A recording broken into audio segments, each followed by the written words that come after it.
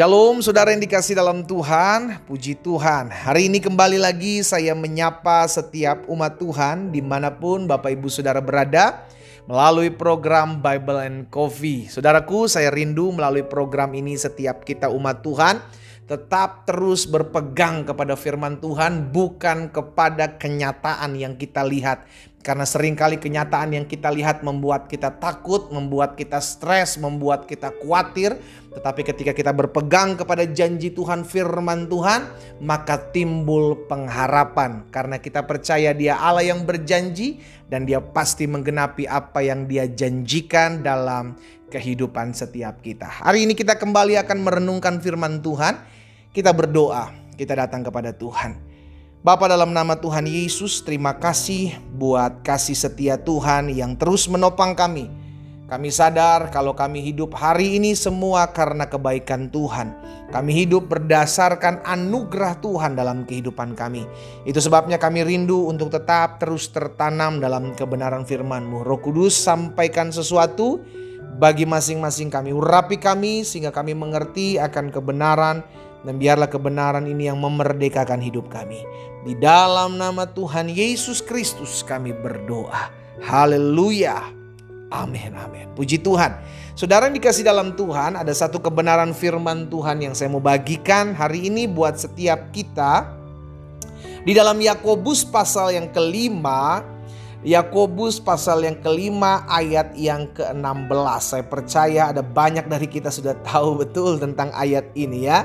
Karena itu hendaklah kamu saling mengaku dosamu dan saling mendoakan supaya kamu sembuh. Perhatikan kata saling di sini saudaraku. Hendaklah kamu saling mengaku dosa dan saling mendoakan. Berarti lebih dari satu orang. Saling mendoakan, saling mengaku dosa. Supaya apa? Supaya kamu sembuh.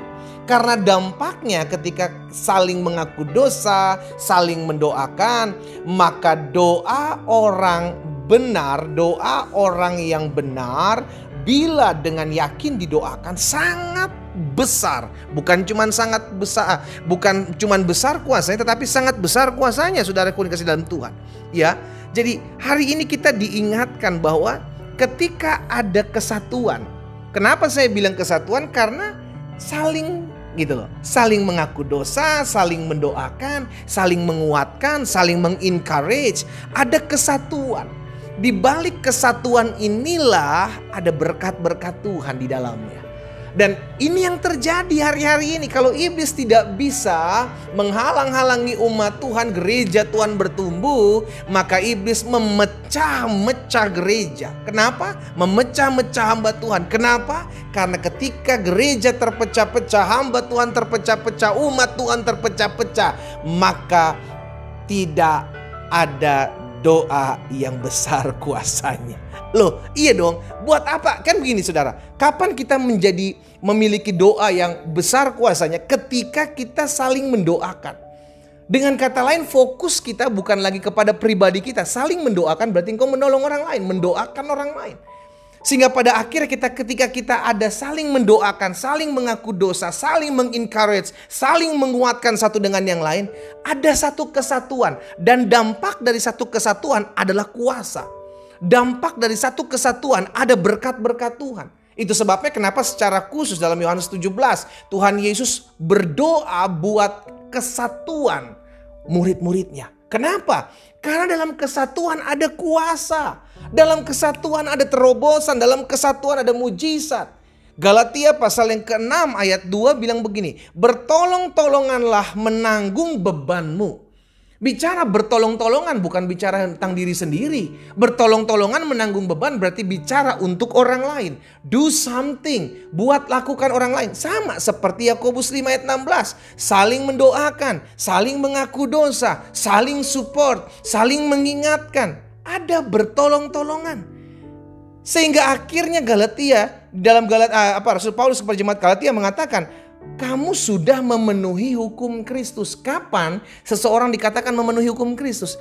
Ketika ada kesatuan di dalam. Ketika ada kesatuan di dalamnya. Iya.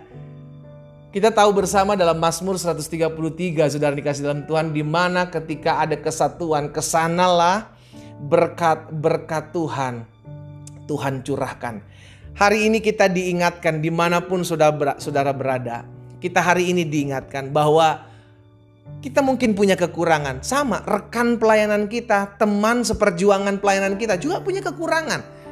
Tapi bukan berarti kekurangan kita, karena kekurangan kita berbeda dengan kekurangan dia, lalu kita mulai menyerang kekurangan dia. Kita mulai bilang, saya yang lebih hebat, kamu kurang hebat. Saya yang lebih jago, kamu kurang jago. No, kita ada untuk saling bertolong-tolongan. Ingat, keinginan Tuhan Yesus adalah agar kita umat Tuhan bersatu.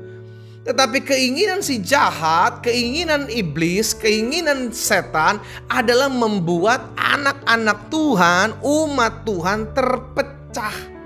Iya kan? Saling mementingkan dirinya, saling ego, saling berkata aku yang benar, kamu salah, aku yang paling bisa, kamu gak bisa. Karena apa? Karena kepentingan inilah yang pada akhirnya membuat umat Tuhan terpecah belah.